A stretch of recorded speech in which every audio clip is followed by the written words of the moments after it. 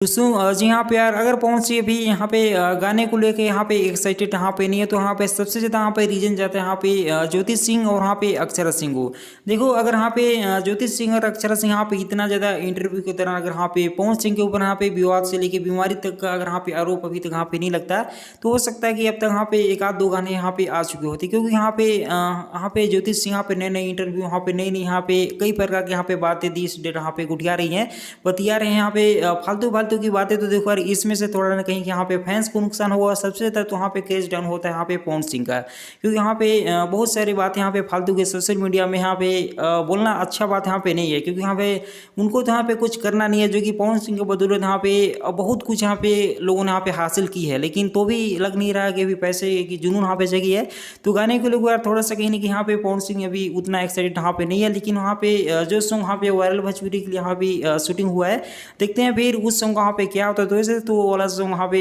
अब तक यहाँ पे आ जाना चाहिए। बाकी इसके बारे में वहाँ पे क्या कहिएगा बोलिएगा जरूर से कमेंट बॉक्स में बताइएगा। मिलूंगा एक नई वीडियो में। जय हिंद।